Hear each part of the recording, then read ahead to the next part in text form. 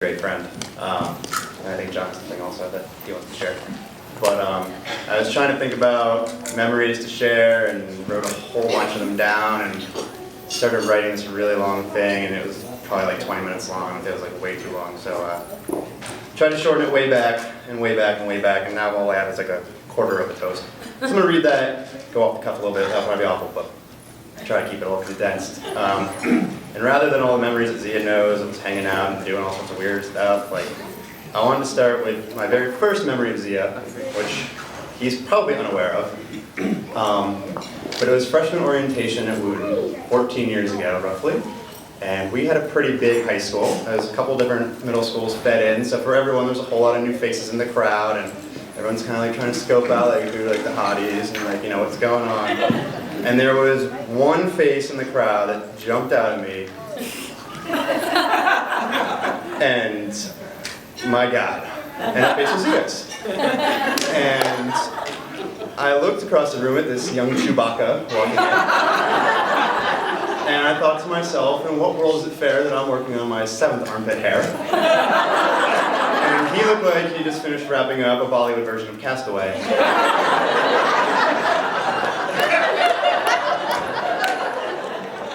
And I think, in a really strange way, that's kind of indicative of Zia. More so than anyone I've ever met, he possessed an ability to effortlessly draw people in, to capture their imagination and to fascinate them with something unique and new.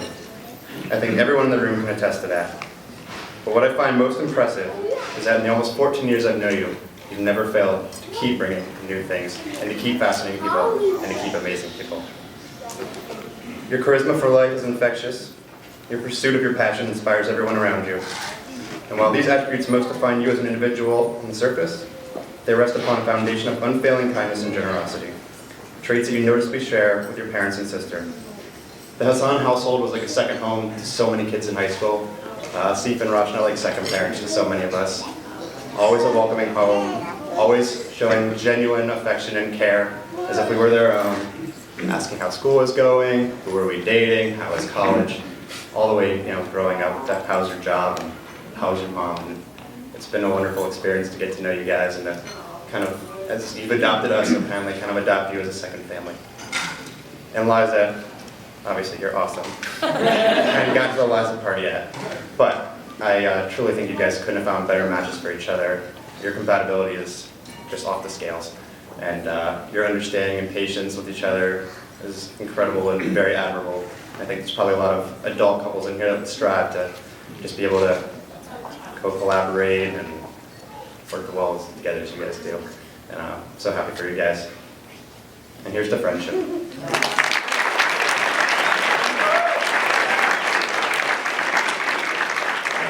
Good evening, I'm John. I've been friends with Zia for a long time. So I'll preface, I'm extremely uncreative. I have no creativity in my body. So I'm going to steal a poem from somebody else. However, I'll preface this by saying I met Zia, I know we're all talking about the first time we met Zia. I met him in 5th grade on the playground at Dufif. I believe it was take your son or daughter to work day, and Rachna was the lunch aide, and she knew me, I guess, because I was definitely not getting in trouble. I guess I was the one kid that was never really in trouble, so she knew me somehow. And so she introduced me to Zia. I want you to meet my son, Zia. I said, okay. And that was it. That was the whole like extent of our friendship for like that 5 minutes. But then it led to, you know, a very long and wonderful friendship. And so as I was thinking about what am I going to talk about here, what am I going to do, and I decided to choose a poem that I absolutely love, that I think embodies both Liza and Zia.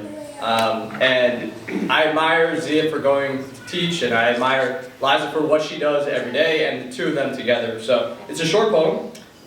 You might know it. I will not play at tug-of-war. I'd rather play at hug-o-war. Where everyone hugs instead of tugs. Where everyone giggles and rolls on the rug. Where everyone kisses and everyone grins. And everyone cuddles and everyone wins. That is Hug-o-War by Shel Silverstein, one of my favorite poets growing up. And so I know for a fact that there has been and there will continue to be a lot of hugs and a lot of loves in this relationship, and I hope I can continue to be a part of that. So thank you very much, and l'chaim.